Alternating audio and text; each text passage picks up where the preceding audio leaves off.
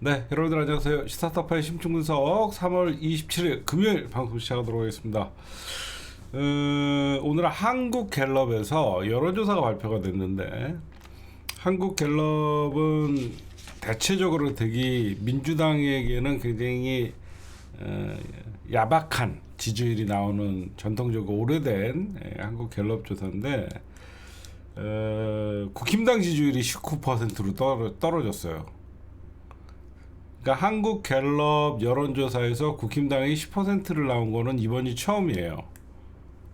제가 왜 이게 중요한 의미라고 생각하냐면, 민주당은 대통령의 지지율이 69% 정도 찍고 거의 70%, 잘한다고 생각하는 사람이 70%면 무응답을 하고 있는 사람들이나 현재 국제 정세나 대통령의 어떤 정책 수행 능력이나 이런 것들을 보면 보이지 않는 지지율은 더 있거든요.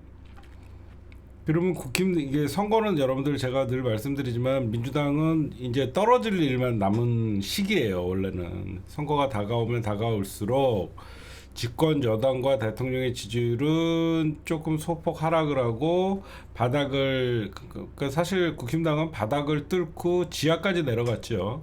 여기서 이제 반등을 해서 올라와야 되는 어떤 모멘텀이 있어야 되는데, 지금 국힘당의 장동혁 대단한 당대표가 있다 보니까 국힘당은 오히려 바닥으로 더 추락을 하고 있어요. 이건 우리가 민주당은 어느 정도 방어만 해도 이번 선거는 어느 정도 굉장히 추세 면에서 민주당은 계속 상승 곡선 또는 어떤 보합으로 쭉 하고, 국힘당은 올라갈 어떤 반등의 어떤 그 정치적 어떤 해결책이 없어요. 지금 보면 오히려 지금 뭐 청년 오디션은 윤 어게인을 외치는 애들이 대거 올라가고, 그래서 지금 장동혁은 사실상 지방선거를 준비하는 게 아니라 지방선거 이후에 당권 체제를 강화하기 위한 포석으로밖에 볼 수가 없어요. 누가 봐도요. 현재 그러다 보니까 지금 제가 오늘 광폭 정청래 방콕 장동혁 이렇게 제가 오늘 그 제목을 달았는데, 지금 정청래 대표의 행보를 보면요 굉장히 예사롭지가 않아요. 지금 거의 어제 오늘 그리고 이번 주말 정청래 대표의 일정을 보면요, 국힘당이 사수하고 있는 지역구를 대부분 돌아요. 적진에 가서 이제 승부를 보는 거죠. 집권 여당의 프레임으로. 대표적인 게 세종시도, 그리고 대전, 세종, 그다음에 충청도, 그다음에 경북 지역 이쪽에 전부 국힘당이 지금 광역단체장 또는 기초단체장을 하고 있는 지역을 돌고 있는 거거든요. 근데 지금 장동혁은 여기저기서 예비 경선에 나온 후보들이나 이런 사람들이 아예 빨간 잠바를 제가 안 입을 거라고 얘기했죠. 심지어 대구에서 추경호가 하얀 잠바를 입고 다녀요. 이건 뭐 그런 말 다 한 거예요. 대구에서도 빨간 잠바를 입지 못한다는 것은 전국 어디에서도 빨간 잠바를 입지 못하는 선거가 될 거예요.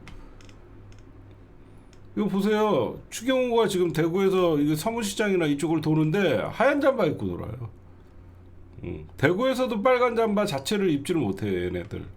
그러다 보니까 그 서울이나 다른 지역에서 국힘당의 상징인 뭐 빨강색을 입을 수 있는 지역이 어디 있겠어요. 그다음에 정청래 대표는 이제 여기저기서 인지도가 높지요. 그러다 보니까 여기저기서 각 지방의 뭐 도의원, 시의원, 구의원, 구청장 뭐 이런 선거에서는 당대표가 온다 그러면 얼마나 그 천군만마를 얻겠어요. 그래도 전국적인 인지도를 갖고 있는 당대표가 나와갖고 지원 유세를 해주니까. 지금 장동혁도 여러분들 전국적인 뭐 인지도는 있지요. 국힘당의 당대표다 보니까. 근데 더욱더 장동혁이 오면 쟤 왜 왔대? 윤어게인 하면서 부정적인 어떤 그 효과가 있다 보니까 각 지역의 후보들이 장동혁이가 오는 거에 대해서 그리고 뭐 굳이 부르거나 지원 유세 요청을 하는 일이 없죠. 그러다 보니까 방콕이에요. 지금 주말에 장동혁 행보와 정청래 대표의 행보를 이렇게 비교를 해보세요. 장동혁이는 뭐 갈 데가 없는 거예요. 오라는 데가 없으니까.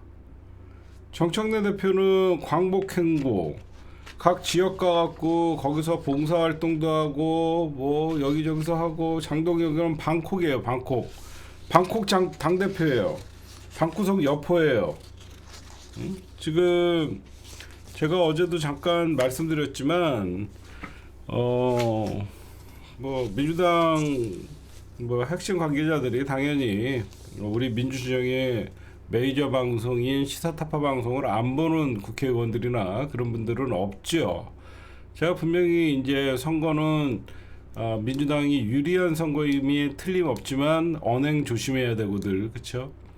제가 늘 말씀드리잖아요. 선거는 말 한마디로 분위기가 뭐 선거 분위기가 전체가 넘어가지는 않더라도 저쪽에서 지지층 결집을 할 수 있는 수단을 줄 수도 있고, 그것을 빌미로 어떤 거 우리가 남이가 또 그러면서 대구 경북 PK, TK가 뭉칠 수 있다 그래서 굉장히 겸손해야 되는 선거다. 특히 집권 여당일 때는 그런 선거만큼은, 다른 거야 저는 역풍 타령하거나 그런 거는 저는 바라지 않아요. 근데 선거는 우리 지지층끼리 하는 선거는 강한 민주당을 보여주면 표의 결집 효과가 있고 좋지만, 아무래도 선거는 그 지역에 중도가 분명히 있고, 그 중도라는 것은 사실상 이번에는 민주당 찍고 저번에는 뭐 국힘당 찍고 이렇게 왔다 갔다 할 수 있는, 본인의 정치적인 어떤 확고한 신념이 없는 분들, 자기 이익이나 자기의 현재 처해 있는 상황에 맞는 그 정당을 선택하는, 어떻게 보면 그 중도가 어떻게 보면 캐스팅 보트 역할을 한다는 건 어제 오늘 일이 아니죠. 저는 한때 중도를 믿지 않았었어요. 왜 그러냐면 중도라는 표는 보이지 않거든요. 그래서 저는 중도를 아직도 중도의 개념을 어떻게 잡을 것이냐. 한편으로는 과거 제가 좀 지금보다 강성일 때 제가 생각하는 중도는 강한 자들의 지지를 보내주는 쪽의 성향도 있다라고 생각한 적이 있어요.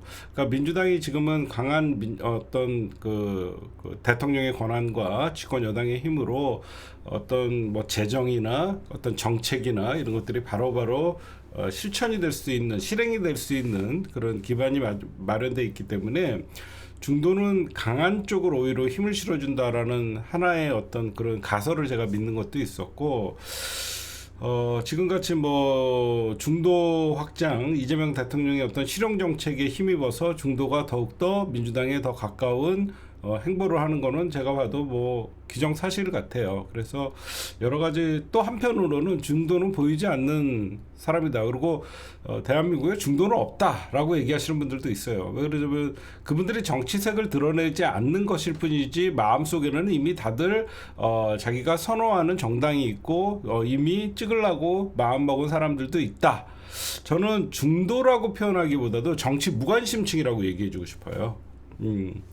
우리가 얘기하는 중도는 아예 정치 무관심층, 지금 세상이 어떻게 돌아가는지도 모르고 지금 민주당과 국힘당의 어떤 의석 배분이나 그런 거 전혀 관심이 없고, 그런 분들이 어떻게 보면 선거 때 밖으로 끌어서 투표장으로 오게끔 해서 어떻게 더 민주당이 어필을 하고, 저는 그런 쪽은 어떻게 보면 정치 무관심층, 그 사람들이 어떻게 보면 중도, 저는 겉으로 중도라고 하면서 어디 가서 여론조사에 임하고 인터뷰를 하고 이런 사람들은 저는 사실 중도라고 보지는 않아요, 제가. 그래서 다양한 중도의 정의가 뭐 사람들 입으로 얘기들 나오는데, 저는 어떤 정치권에서 중도라고 어떤 확실하게 얘기하는 거는요, 중도는 정치 상황에 따라서 변하는 게 중도다. 이게 저는 확실하다고 느껴요. 지금은 이재명의 시대면 이재명에게 힘을 실어주는 어떤 중도의 모습들이 더 강한 것이고, 중도는 늘 그 집권 여당에게 유리하게 작용하는 것 같아요. 제가 가만 보면. 그렇죠? 이 중도라고 하는 사람들은 정치 무관심층이 아니에요. 중도와 정치 무관심층은 따로 봐야 돼요. 근데 이 중도라는 집단들은 정치에 관심은 있지만 자기의 정치적인 성향을 얘기하지 않는 부류를 중도라고 얘기하는 것 같은데, 분명히 그 사람들은 성향이 있어요. 우리 같이 대놓고 민주당을 지지하거나 확실하게 나서서 어떤 참여 정치를 하시는 분들은 아니지만, 자기의 속내를 드러내지 않지만 중도라고 하는 어떤 정치권에서 늘 논쟁이 되고 있는 이 캐스팅 버튼은, 저는 집권 여당이 항상 유리한 선거예요. 그래서 저는 이번에 민주당이 어떤 중도 외연 이재명 대통령의 실용 정책 이거에 굉장히 삼박자가 잘 맞아들어서 이번 선거는 민주당이 말 조심하고 행동 조심하고 그다음에 특히 정치는 말꼬리 잡기 싸움이거든요. 선거는요. 예를 들어서 예전에 노인 비하, 어떻게 보면 장애인 비하, 그렇게 누구나 들으면 평소에 하는 말이고 그냥 넘길 수도 있는 말이지만, 선거철에 정치인들이 얘기하면 치명타가 되는 말들이 많아요. 예를 들어서 예전에 이제는 어르신들 그만 정치 참여하시고 선거날 놀러 나가셔라, 이런 말들이 오죽하면 이제 그런 말들이 나왔겠냐. 우리는 그 심정은 다 이해하지만, 그런 말들이 조중동이 꼬리에 꼬리를 물어서 노인 비하로 비약시키고 그러면서 우리가 정치적으로 굉장히 타격을 입은 적이 많기 때문에, 이번에 민주당의 이제 후보가 넘쳐요. 여러분들 보시면 각 지역에 파란색 명함이 아마 물결을 치고 있을 겁니다. 여러분들 지역에 누가 이렇게 많이 나왔는지, 특히 호남 지역 같은 경우에는 후보가 구청장만 해도 막 한 지역에는 막 10여 명씩 나오는 그런 과열 양상이 있는데, 그만큼 민주당이 이제 잔치상이 더 큰 거죠. 먹을 게 많은 거죠. 그러면 저는 선거는 원래 시끄러운 거예요. 민주당의 경선이 곧 본선이 되는 어떤 선거의 분위기가 되는 것은요, 민주당이 그만큼 어떤 시끄럽고 잡음도 따라올 거라고 생각해요. 근데 여기서 이제 당대표가 이렇게 미리미리 예방주사를 놔줌으로써 의원들이 말조심을 하고 어떤 언행에 대해서 가볍게 하는 것들, 그런 것들이 참 무게감이 있는 것 같아요. 저는 근데 참 격세지감을 느낍니다. 어떤 게 격세지감을 느끼냐면요, 정청래 대표가 의원들에게 이런 얘기를 했거든요. 선거에 해끼치는 가벼운 언행 엄중 조치하겠다. 여태까지 조중동과 대한민국 재래식 언론들이 정청래 하면 가벼운 언행을 비판을 했거든요. 자리가 사람을 만드는 건지 정청래 대표가 많이 무르익었는지 몰라도, 정청래가 가벼운 언행을 조심하라 라고 얘기하니까 정청래가 무게감이 느껴져요. 그쵸? 정청래가 무게감이 느껴지는 그런 얘기가, 하여튼 정청래 대표는 제가 참 오랫동안 10여 년을 아는 분이지만, 어떤 자리에 갖다 놔도 참 임무를 잘 수행하시는 분 같아요. 처음에 어떤 법사위원장, 정청래는 어떤 율사가 아닌데 법사위원장 잘할까? 그 역대 최고의 법사위원장 곽규택 태장 나가세요. 곽규택 아봉 말하지 마세요. 국회법 제52조.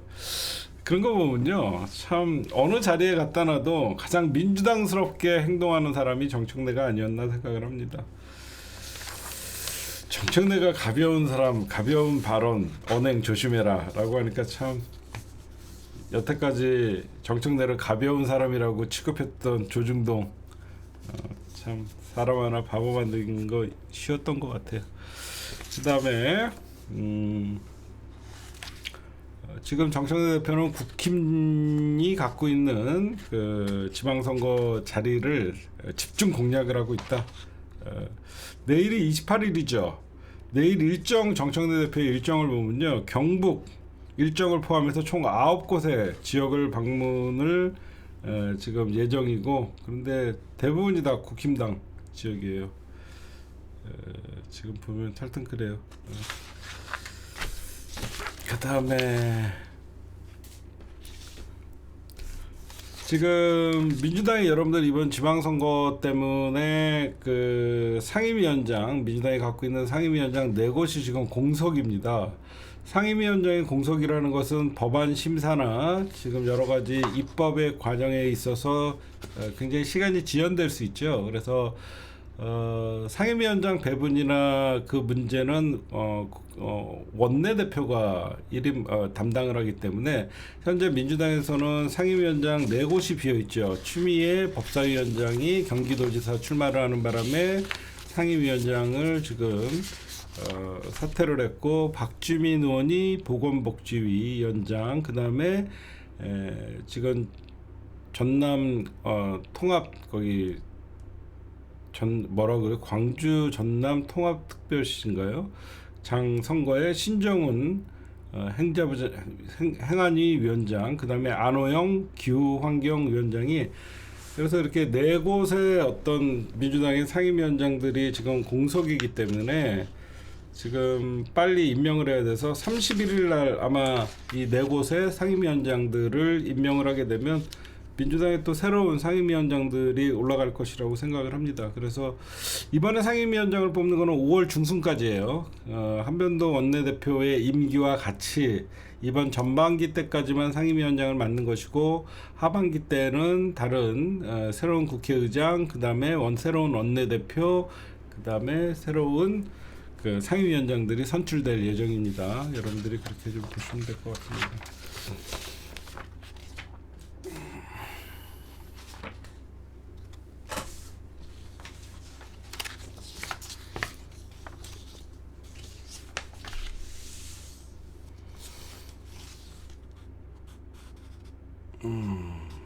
이건 뭐 나중에 얘기합시다. 이거 좀 얘기할게요. 네, 오늘의 주요 단신이었습니다. 네, 지금 뭐 서울시장 선거, 경기도지사 선거 지금 민주당이 뜨겁게 지금 예비 경선 다 치르고 있고, 예비 경선에서 올라온 서울시장 같은 경우에는 정원호, 그 다음에 박주민, 전현희 세 분이 지금 예비 경선을 통과해서 이제 본 경선을 앞두고 있고요. 민주당 같은 경기도지사 선거 같은 경우에도 추미애, 김동연, 한준호 이 세 분이 예비 경선을 통과해서 이제 본 경선에서는 당원 50, 그 다음에 국민 여론 50으로 이제 본 경선을 치르게 되죠. 이 본 경선은 50%의 지지율을 갖고 있는 후보가 나오지 않으면 결선 투표까지 가는 그런 시스템이거든요. 근데 여러분들이 잘 보세요. 요즘 왜 이렇게 시끄러운가 가만 보십시오. 이번 경기도지사 선거가 주목되는 이유는 특히 이 추미애 대 한준호의 어떤 이 선거를 자세히 들여다보면 8월 전당대회의 전초전 같이 보여요. 여러분들도 그런 느낌이 있으시죠? 추미애는 정청래 대표와 오랫동안 민주당을 지킨 사람이고, 한준호는 뉴 이재명 세력과 함께 새로운 어떤 8월 전당대회 때 김민석은 사실상 이제 나오는 가닥으로 지금 여러분들이 보시면 될 것 같아요. 미리미리 여러분들이 그건 어느 정도 예상이 되죠. 그래서 지금 이번 경기도지사에서 한준호가 만약에 컷오프를 당한다든가, 아니면 이번 본경선에서 추미애 대표가 50% 이상을 한 번에 얻으면서 단독 후보가 확정이 된다든가, 그러면 한준호는 본인이 찐명, 일명 더민주 혁신회의와 찐명 공치모 찐명 그룹들의 지원을 받아서 당내 선거에서는 뭐 유리할지 몰라도 중요한 것은 이 권리당원들의 50%, 그다음에 여론 이런 것들이 어떻게 작용할 것인가가 굉장히 중요한 게 결국은 이 선거가 똑같아요, 여러분들. 김민석도 결국은 찐명파리, 뉴 이재명 세력, 거기에 어떤 공치모 이런 세력들을 힘을 입어서 전당대회를 치를 수밖에 없잖아요. 그렇지 않아요? 여러분들이 보시면 똑같은 대리전 같지 않아요? 꼭 개청수님이 김민석이 당대표 나오면 정청래는 당대표 나오면 안 된다고 하셨는데 반대로 했죠. 반대로 정청래가 연임하면 김민석이 나오면 안 된다고 얘기했지. 예. 수업을 잘못 들으셨네. 정청래가 연임을 도전하면 김민석이 나오면 안 된다 그랬지. 국무총리를 계속 해야 된다라고 했지. 잘못 들으셨네. 그래서 제가 보면 이번 여러분들이 보셔도 추미애는 전통적인 우리 A그룹, 그렇죠? 우리는 여러분들이 보시면 추미애는 전통적인 우리 가치 중심의 민주당의 전통적인 길어.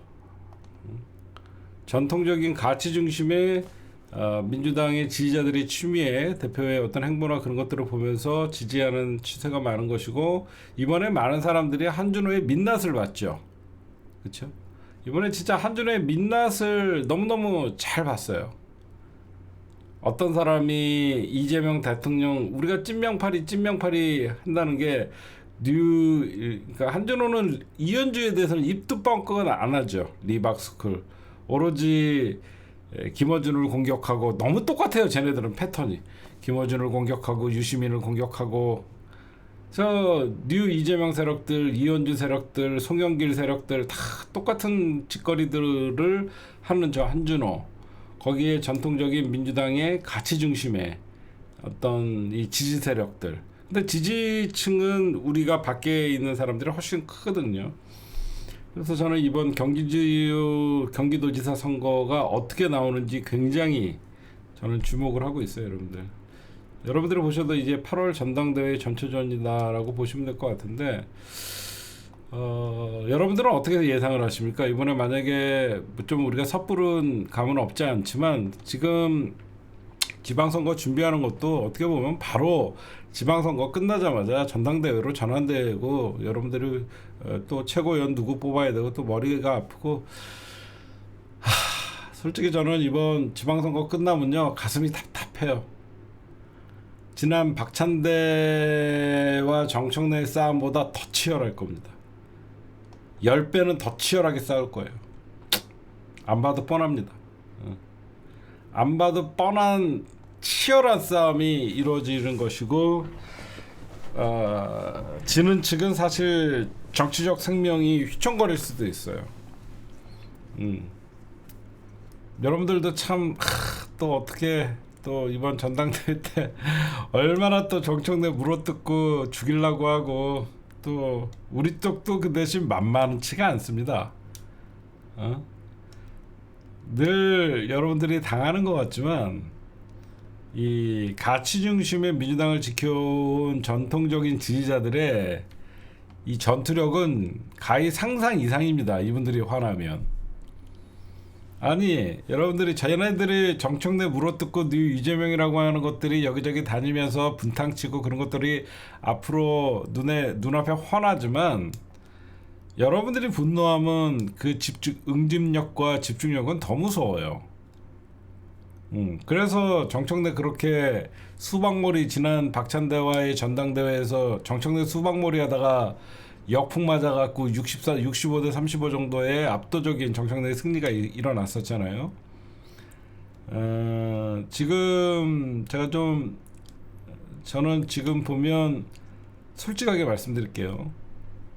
앞으로 만약에 8월에 전당대회를 하면 백중세예요. 백중세. 변수도 있고.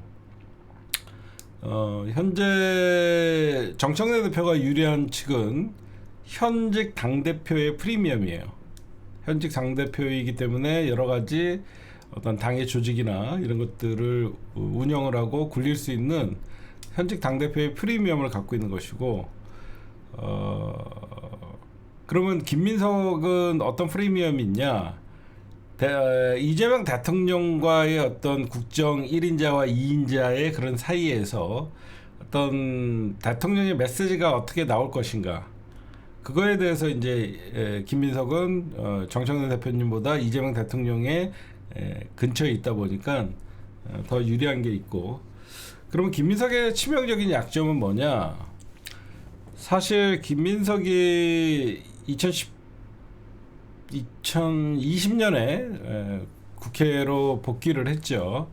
그리고 2018년에 민주당에 2017년에 들어왔죠. 그래서 민주연구원장하고 들어왔지만 거의 정치를 18년간 떠나 있었어요. 김민석은 정치를 거의 18년간을 떠나 있다 보니까 조직이 없죠. 그래서 뉴 이재명이라는 찐명파리들은 대선 후보가 없고, 왜 그러면 어떤 개파나 그 권력을 유지하기 위해서는 대통령 후보가 있어야 되는데 이재명 대통령은 이미 대통령이 되신 분이고, 그러면 이 찐명파리들이 본인들의 개파를 계속 유지하고 정권 재창출을 하고 계속 두 번, 세 번 국회의원 배지를 달라 그러면 대선 후보가 있어야 되는데, 그게 대선 후보라고 하려 그러면 뭐 여러 가지 대선 후보도 있겠죠. 근데 이 찐명파리들은 조직을 갖고 있잖아요. 찐명이라고 하면서 자기네들이 더민주 혁신회의와 더민초, 그다음에 그러니까 외곽 조직과 국회의원들 해서 이 조직을 갖고 있는데 가장 흔들 수도 있고 밀어줄 수도 있는 후보가 김민석이죠. 가장 조종하기도 쉽고 인지도도 있고 대통령의 어떤 국정 2인자로서 어떤 써먹을 수도 있고 언제든지 쉽게 버려버릴 수도 있고 죽일 수도 있고 살릴 수도 있는 그런 인지도 있는 후보를 딱 찾다 보니까 그게 김민석인 거예요. 왜냐면 김민석은 여러분들 알다시피 정치적 인지도는 굉장히 높지만 조직이 없잖아요. 그리고 김민석 같은 경우에는 저 달콤한 유혹을 뿌리칠 수는 없죠. 왜 그러면 자기도 정치 꿈이 있는 것이고 30대 때 이미 서울시장에 도전했다가 이명박이한테 지는 바람에 정계 은퇴를 사실상 하게 됐는데, 저렇게 이재명 대통령의 측근이라고 하는 사람들이 정치 세력들이 모여갖고 본인을 사실상 당대표를 만들어준다 그러면 그 공천으로 보답해줘야 되죠. 그럼 그 공천으로 보답해주는 자체가 김민석계는 아니더라도 찐명이 결국은 김민석으로 이동하는 후계자 구도같이 되는 것이죠. 지금 김민석의 약점은 18년간 민주당을 떠나 있었기 때문에 조직이 없는 거. 그러면 가장 변수는 뭐냐면 대통령의 의중이에요. 제가 우리 이재명 대통령은 좀 직선적이시잖아요.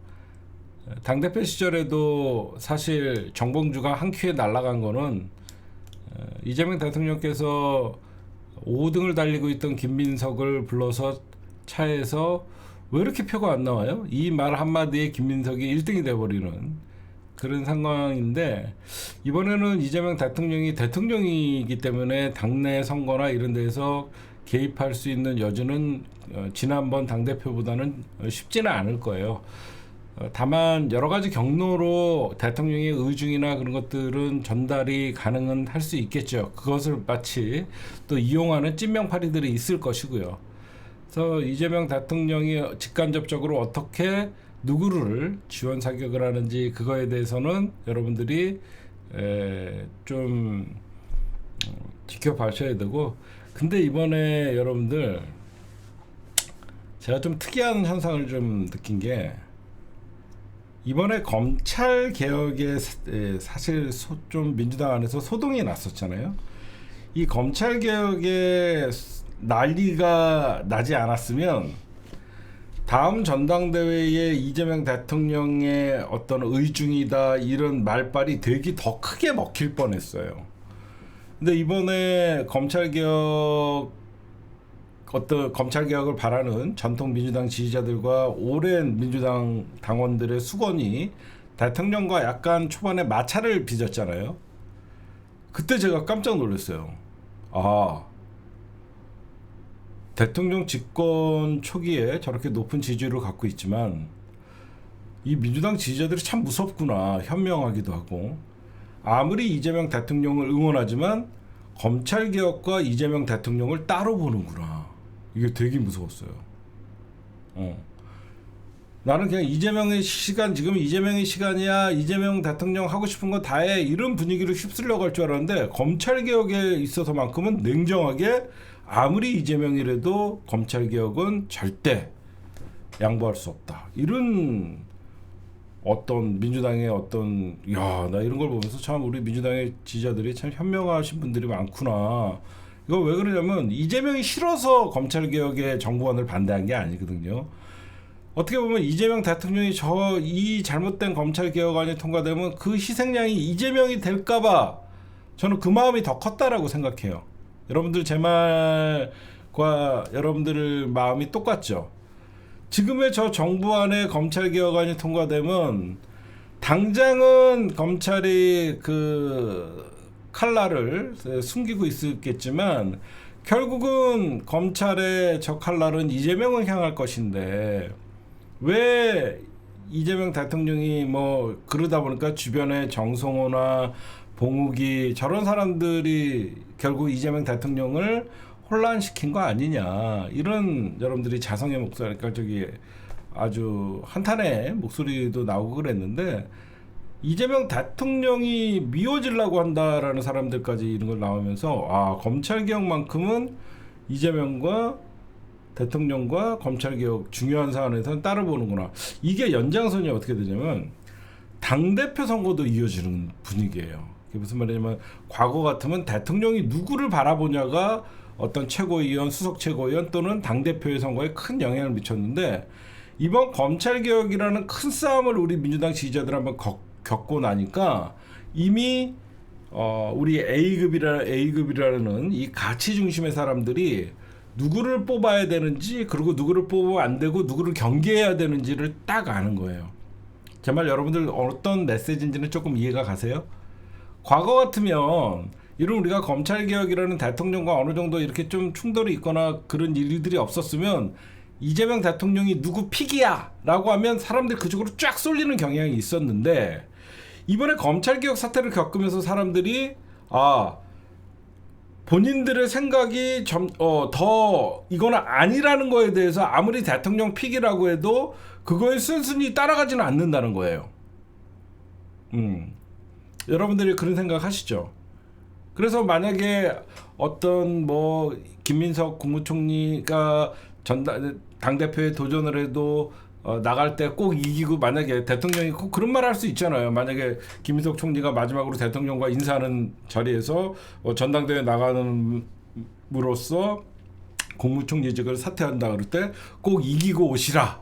이 말이 마치 김민석을 또 지지하는 것 같아. 제가 가장 걱정하는 게 뭐냐면 정작 정청래나 김민석이라는 이 두 후보가 싸우는 것보다 이 주변 김민석을 응원하는 이 뉴 이재명이라는 친명파리들이 결국은 대통령 파리를 하는 것들이 더 꼴배기 싫은 게 지금 벌써부터 눈에 보이고 결국은 이 정청래가 결국은 진짜로 이 민주당의 가치와 이재명 정부의 성공을 위해서는 오히려 정청래가 당대표가 돼서 대통령에게 오히려 부담을 주고 정권에 걸림돌이 될 수 있는 이 찐명파리들에게 단호한 그리고 공정한 2028년도에 공천을 실시함으로써 많은 사람들이 저는 더 무게가 물론 제가 개인적으로는 정청래나 김민석이나 다 친해요.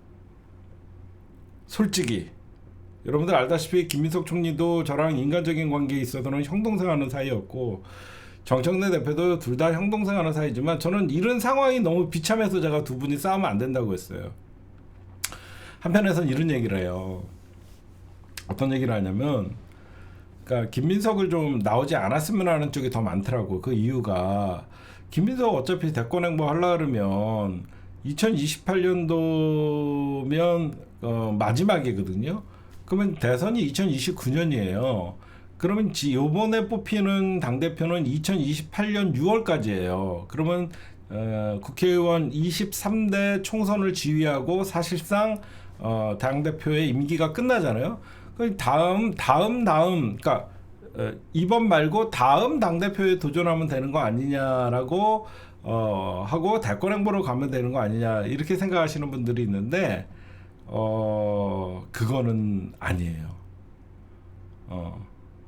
왜 그러냐면 그러니까 우리가 생각할 때는 이번에 안 나왔으면 가장 이상적이잖아요. 근데 이번에는 김민석 총리가 어떤 분은 이러더라고요. 한 2년 정도 총리하다가 한 해외에 가갖고 잠시 공부하고 있다가 어떤 총선 끝나고 아니면 총선 앞두고 뭐 근데 현재 국회의원이니까 그렇게 갈 수는 없고 그러니까 잠시 소강 상태를 갖고 있다가 다시 복귀를 해갖고 대선에 도전하는 건 어떠냐 이런 얘기하는데 그거는 김대중 대통령이나 김영삼 대통령 같은 사람이 당권을 장악했을 때 하는 행보예요.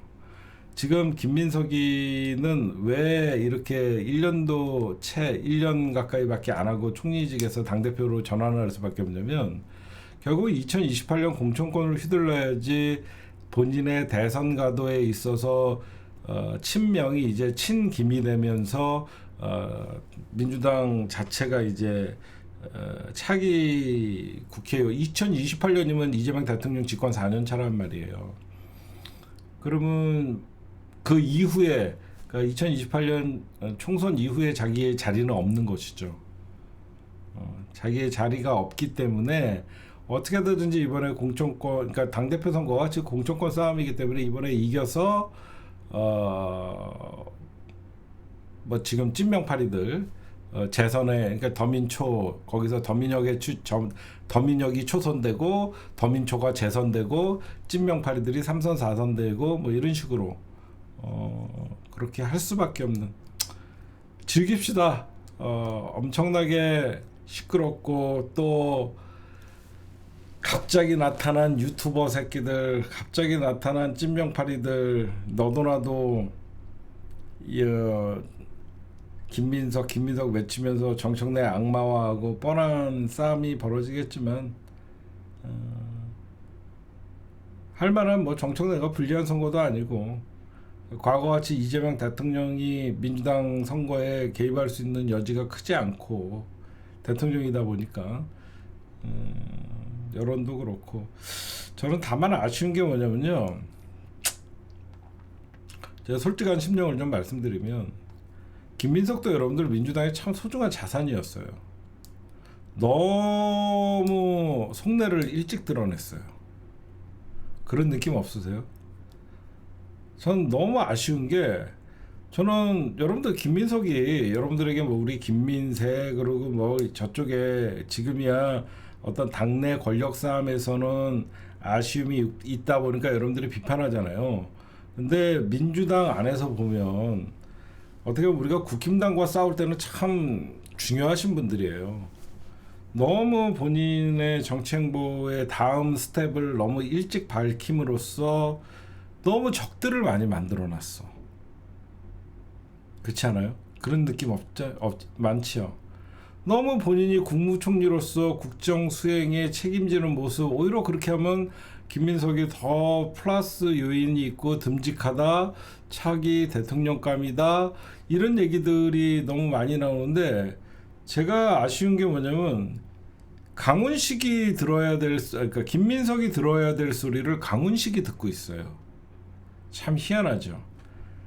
비서실장이 오히려 대통령 묵묵히 옆에서 지키는 든든한 아군으로 보이고 국정의 2인자인 책임 총리 같은 역할을 하는 김민석은 오히려 본인의 미래의 권력을 위해서 총리직을 수행하는 것 같이 보이는 행보가 너무 아쉽다는 것이죠. 그래서 저는 먼저 김민석 여러 가지 아쉬움이 되게 많아요. 총리로서 저런 부적절한 문자 내용, 총리로서 당내 문제에 대해서 왈가왈부하는 저런 모습들 정말 잘못된 거거든요.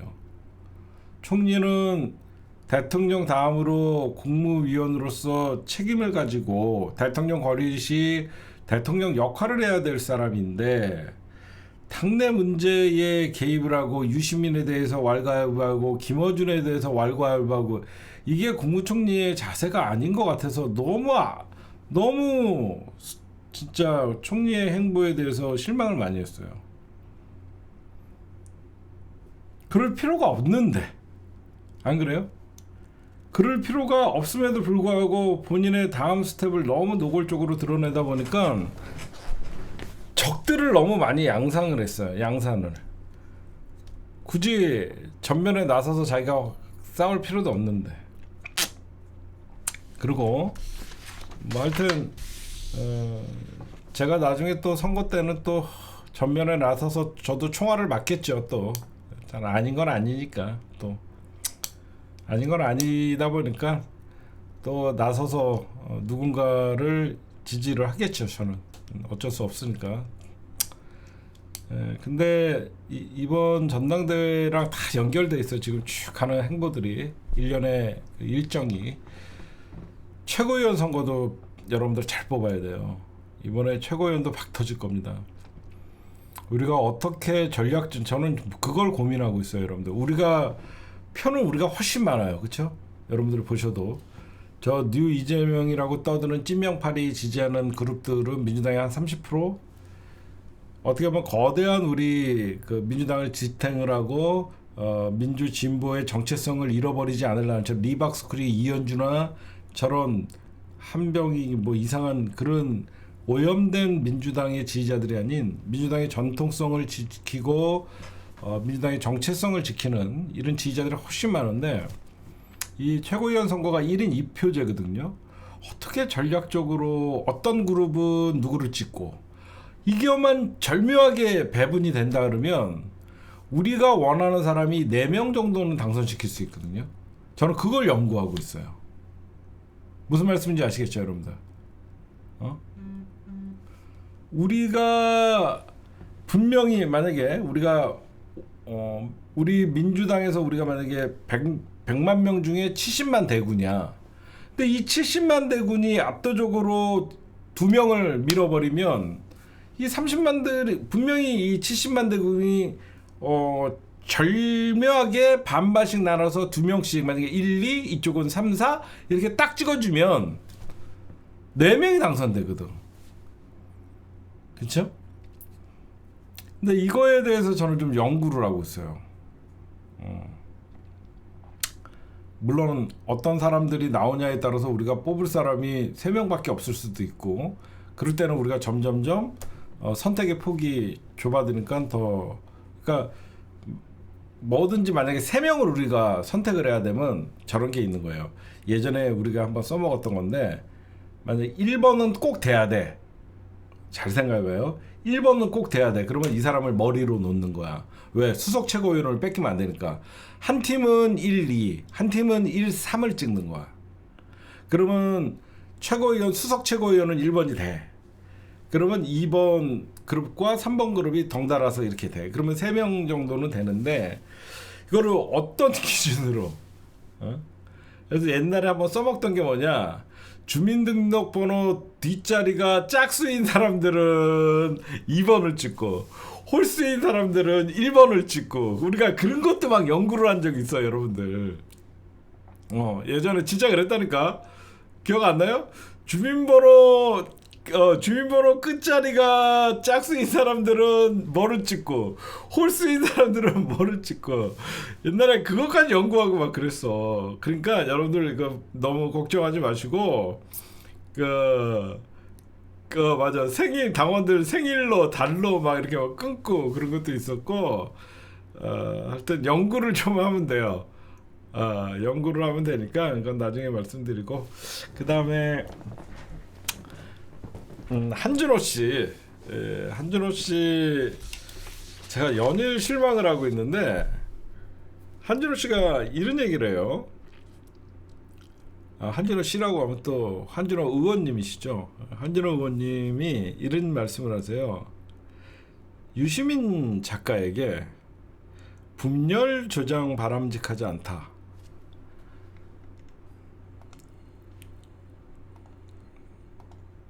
분열 조장 바람직하지 않다. 유시민에게. 몰라서 그러는 건지 일부러 그러는 건지 진짜 묻고 싶어요. 내가 이상한 건지. 나는 유시민의 발언이 분열이라고 조금도 생각해 본 적이 없거든요. 이거를 어떻게 들으면 분열로 생각할 수가 있죠? 난 진짜 궁금해서 얘기하는 거예요. 알면서도 일부러 갈라치기를 하는 건지, 한준호가. 나는 유시민 발언을 여러 번 들어봐도 나는 이 발언이 분열로 느껴지지 난 진짜 분열로 이걸 받아들이는 사람들의 그 뇌를 한번 보고 싶어요. 유시민의 발언이 분열로 들리는 사람들은, 그러니까 우리가 소위 긁힌 사람들이라고 하죠. 정작 분열은 언론은 지네가 쓰면서, 저는 정말 이해가, 여러분들도 솔직히 그 A 그룹은 가치 중심적이다 이런 것들이 여러분들 분열로 들렸어요? 우리만 잘못 들리는 건가? 나는 이게 진짜로 이걸 왜 분열로 받아들이는지 우리나라의 지금 재래식 언론들이나 이쪽들의 언론들을 보면 기가 막혀요. 이게 어떻게 분열로 들리지?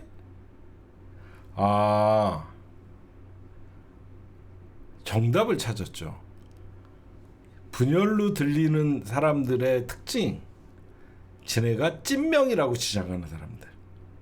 자기네들이 찐명이라고 주장하니까 자기네들한테만 다 해당되는 말이잖아.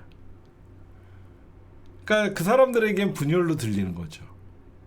우리는 모두가 친명이라고 생각하는 사람들에게는 이 말은 더 이상 민주당의 이런 찐명파리들에 의해서 민주당이 분열을 멈춰야 된다로 들려요. 저는 오히려 유시민 장관은 현재 민주당이 이런 분열 양상을 겪고 있는데 그 분열의 원인은 내가 더 찐명이다, 이런 뉴 이재명이나 이런 세력들을 가지고 자기네 정치적으로 이용하려는 세력들 때문에 민주당이 더 분열이다, 그렇잖아요.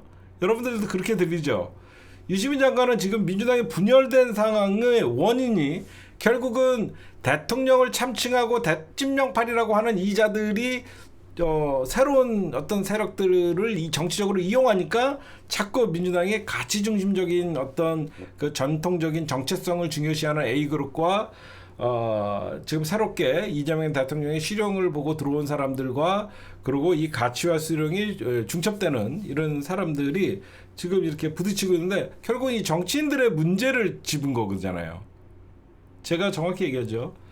결국은 정치인들 때문에 민주당의 분열 양상이 일어난다. 그래서 이런 사람들이 자제를 해야 된다.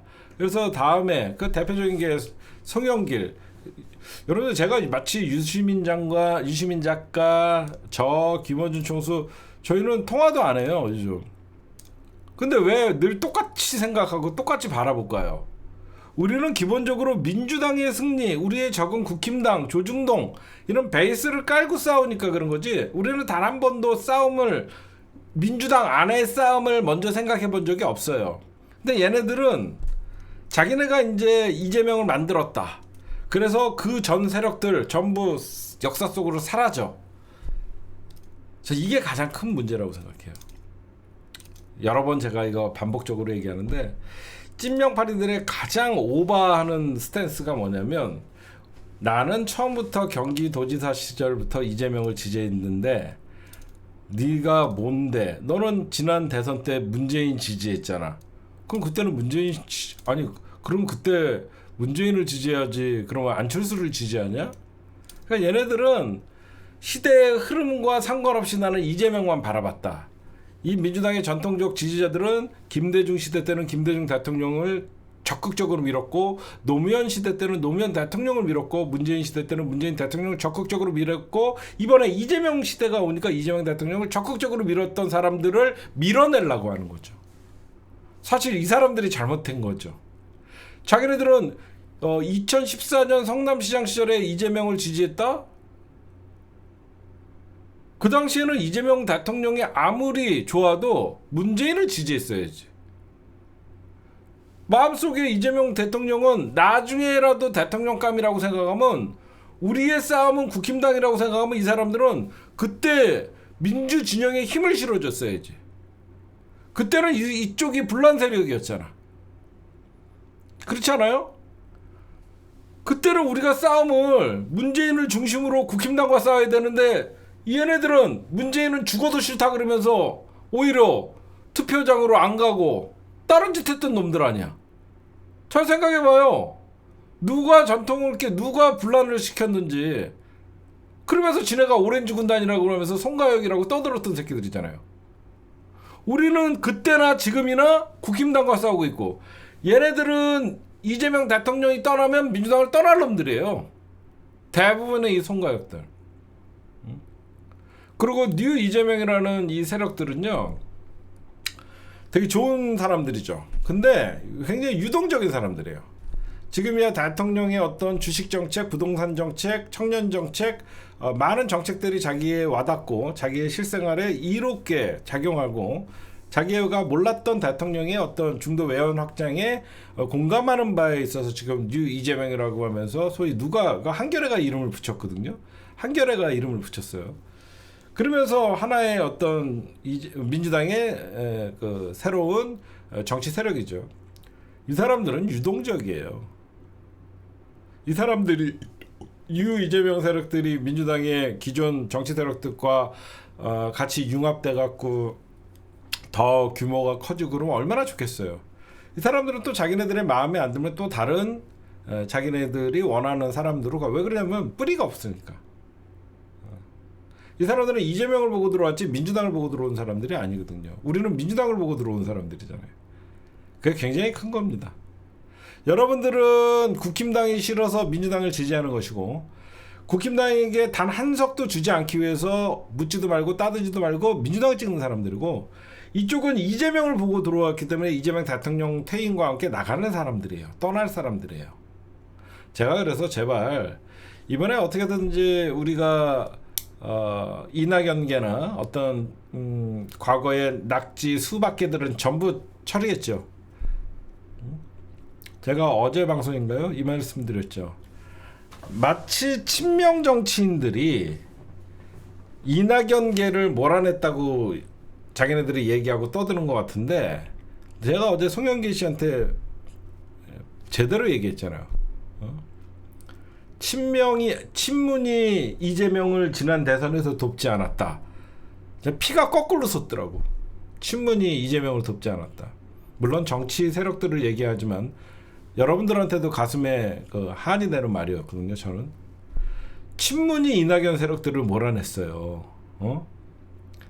정확히 보면 친명이 이낙연 세력들을 민주당에서 몰아낸 게 아니라 문재인 대통령을 지지했던 세력들이 결국은 이낙연이 저런 이율 배반적인 반민주당의 행위를 하는 것들에 대해서 용납하지 않고 전통적인 민주당 지지자들이 이낙연 세력들을 민주당에서 쫓아낸 거예요. 안 그렇습니까? 그러면서 이 전통적인 지지자 세력들이 친이낙연 세력들을 민주당에서 쫓아내고 결국은 이재명 대통령에게 힘을 실어주기 위해서 저렇게 검증도 되지 않았지만 이재명 대통령의 뭐 변호사 출신, 이재명 대통령의 뭐 그 대변인 출신, 사실 검증이 되지 않은 이재명 대통령 파리하는 애들을 사실상 우리가 국회로 다 보내줬어요. 대통령에게 조금이라도 힘을 실어주기 위해서. 근데 걔네들이 지금 하는 짓이 어때요? 대통령 만들어놨더니 자기네 세상이 온 것 같이 대통령은 아나무인이고 권력투쟁하고 자빠져 있는 거 아니에요? 응? 무슨 친문이 지난 대선에서 이재명 대통령을 지지 안 해요. 친낙이 지지 안 해서 민주당에서 이미 다 쫓겨났잖아요. 지금 그리고 제가 어제 못한 얘기 송영길 씨 제가 한 말씀만 드릴게요. 자꾸 본인이 인천의 지역구를 양보 안 했으면 이재명 대통령 구속됐다라고 얘기하는데 계속 그 얘기하는 거 들었죠. 자기가 자기 지역구를 어디죠? 그 인천 어디예요? 이재명 대통령의 지역구 지금 송영길이가 노리고 있는 지역구 인천 계양을 양보를 안 했으면 이재명 대통령이 구속됐다라고 얘기하는데 정치 1도 모르는 얘기입니다. 여러분들 제가 말씀드릴게요. 그 당시에 이재명 대통령 구속됐으면요 나라 뒤집어졌습니다.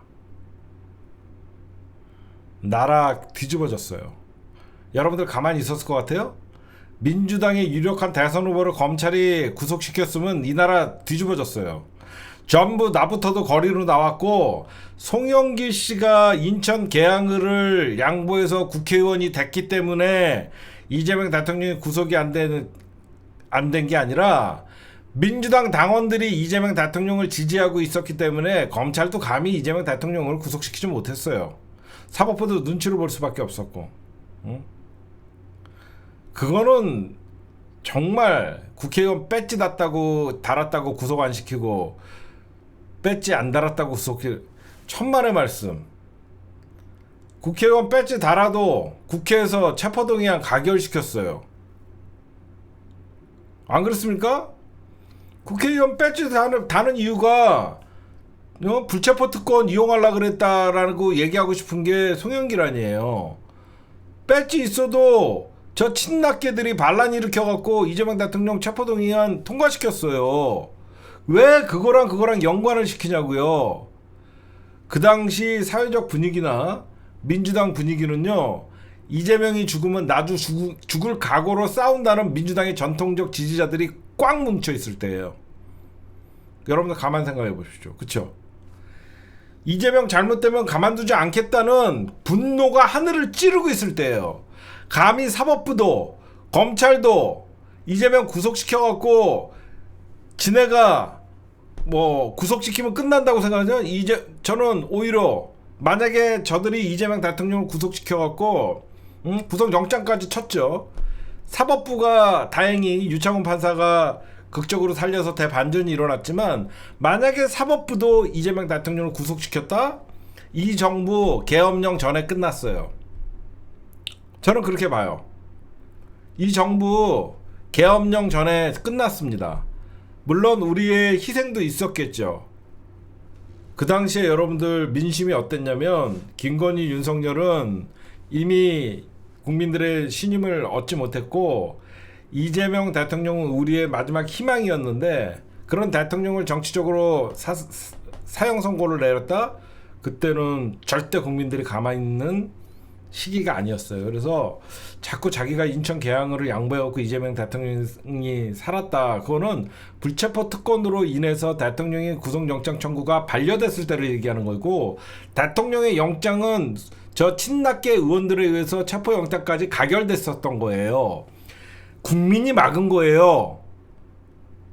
당원과 지지자들이 이재명 대통령의 끝까지 사수하겠다는 그 뜨거운 열정이 대통령을 지켰던 거예요. 무슨 그래놓고 썩 서울시장 출마하는 그 꼬라지 보이면서 뭔 그런 소리를 하냐고요. 그런 얘기는 다시는 하지 말아라. 그런 얘기하고 싶습니다. 아유, 이쪽 얘기하면 한도 끝도 없어요.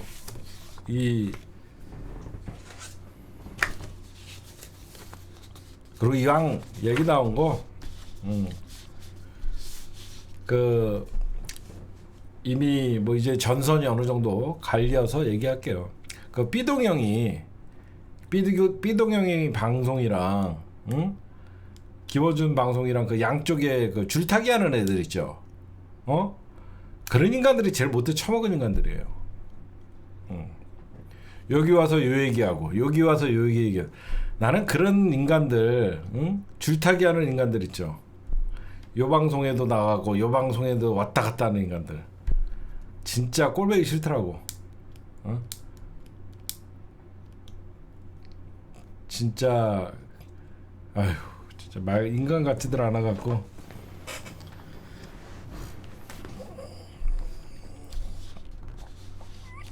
옳고 그름도 알지도 못하는 인간들. 제가 여러분들 왜 송영길에 대해서 그렇게 얘기했는지 점점점 제 말이 점점, 그때는 왜 이렇게 송영길 대표에 대해서 개총수 저렇게 얘기하나, 벌써부터 본색을 드러내잖아요. 진짜 여러분들 오리지널 B가 송영길이에요. 송영길. 지밖에 모르는. 오리지널, 내가 아는 정치인 중에 오리지널 B가 송영길이에요. 송영길. 뭔 연병하고 있네. 진짜. 아유, 누가 보면 독립운동 해갖고 막 나라 구하고 돌아왔어. 그 가벼운 입, 아유, 진짜 여기저기 다니면서 아유 하는 짓들 보면 한심해요.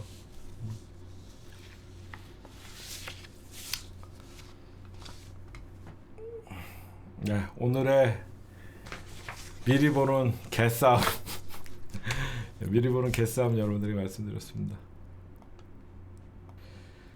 어저께인가요? 이근한 고문 기술자가 죽었다는 뉴스를 봤어요.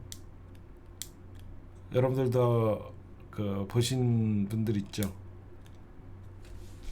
이근한이가 죽었다는 88세로 죽었다라고 하더라고요. 그 기사를 보면서 만감이 교차하더라고요.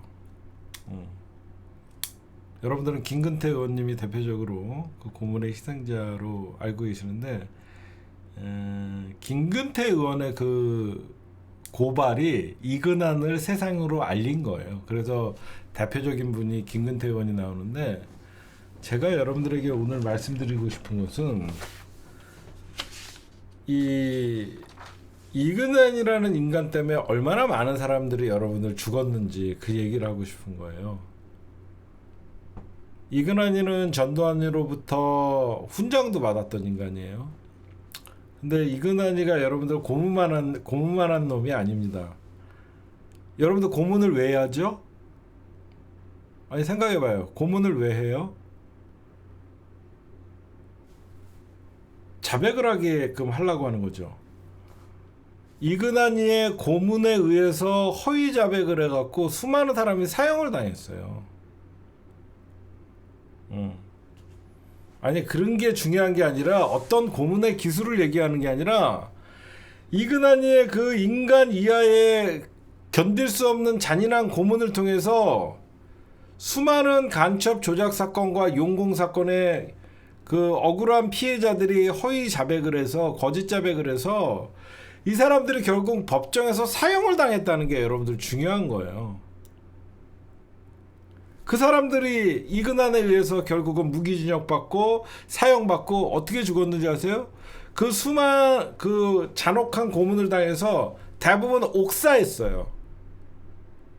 이름도 성도 모르는 수많은 우리 민주 열사들이 이근한 고문에 의해서 무기징역 선고를 받고 사형 선고를 받고 감옥에 갇혀 있다가 옥사를 한 사례가 수도 없이 많아요. 진짜로. 그냥 이름 모를, 그러니까 이게 여러분들 이근한이에 대해서는 이름 모를 정기 고문 기술자였어요. 예전에 이름 모를 정기 고문 기술자였었는데, 그러니까 1985년 김근태 전 고문이 민청년 사건으로 끌려가서 심하게 고문을 당하다가 이근한에 대해서 그 고발장을 쓰면서 세상에 이근한이라는 이름이 알려지면서 민주화되는 과정에서 이근한이를 잡아갖고 역사적 심판을 한 거죠. 그렇죠? 여러분들 이근한이가 누구죠? 전두환에게 훈장을 받고 그 심지어 전두환 시대 때 이근한이가 진짜 기업과 전국을 다니면서 100회가 넘는 강연을 하고 다녔어요. 어마어마한 강연료를 받고 고문 기술이라는 악명이 명성으로 바뀌는 순간이었던 놈이에요. 이런 말도 안 되는, 얘가 여러분들 왜 11년간 도피 생활을 하다가 자수를 했는 줄 아세요? 이근한과 비슷한 그 당시에 대공분실에서 근무했던 그 고문을 했던 사람들이 잡혔는데 그 사람들의 형이 생각보다 가벼웠던 거예요. 이근한이가 여러분들 11년간 도피 생활을 했는데 그 11년간 이근한이를 도망가게 해준 놈이 누구냐면 박처원이라는 그 당시에 대공수사처장, 탁친이 억하고 죽었다고 하는 박종철 고문 그 치사의 그를 얘기한 놈, 그 놈이 이근한 도망가게 한 거예요. 그 남영동 영화 1987이죠. 근데 저는 진짜 어떤 분은 이근한한테 정기 고문을 당해갖고 감옥에 갇혔는데 척추가 녹아갖고 영구 장애를 얻고 대부분 여러분들 다 옥살을 했대요.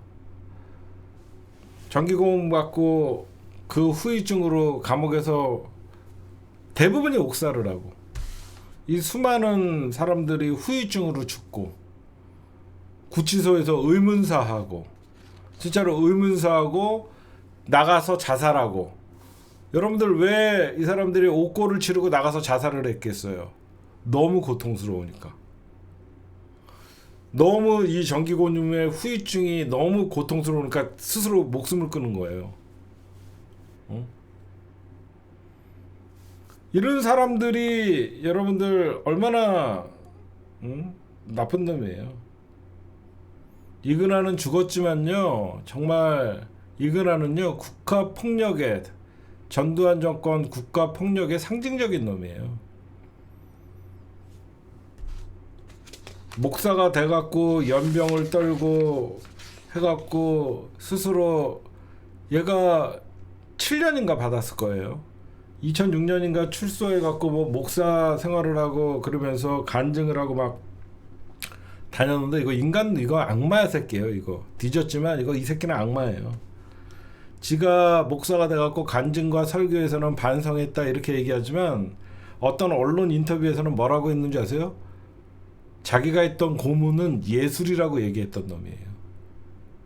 자기가 했던 고문은 예술이래. 인간이 아닙니다. 그리고 그 당시에 자기가 했던 일은 애국이었다라고 얘기했던 놈이에요. 이거 악마예요, 악마. 이 새끼. 이런 새끼들은 죽어도, 저는 이런 인간들은 진짜 연좌제로 3족을 멸해야 돼요. 진짜 저는 마음 같아서는 이 자식 새끼들까지 모든 국가가 재산을 환수하고 진짜 연좌제로도 있었으면 하는 마음이에요, 진짜. 이런 놈들은 국가의 폭력의 상징이지. 저는 이런 고문 기술자라는 말도 누가 만들어냈는지 몰라도 참 나쁜 말이에요. 국가 폭력 담당 고문, 이 고문 기술이 뭡니까? 고문이 어떻게 기술이 될 수 있어요? 안 그래요? 이거 말 자세히 봐봐요. 고문이 어떻게 기술이 됩니까? 완전 악마들이 하는 짓이죠. 안 그래요? 고문이 어떻게 기술자로 둔갑을 합니까? 저 이 말도 이상해요. 고문 기술. 그렇지 않아요? 고문이라는 말을 어떻게 기술자라고 붙여줍니까? 나쁜 놈들이에요, 이거.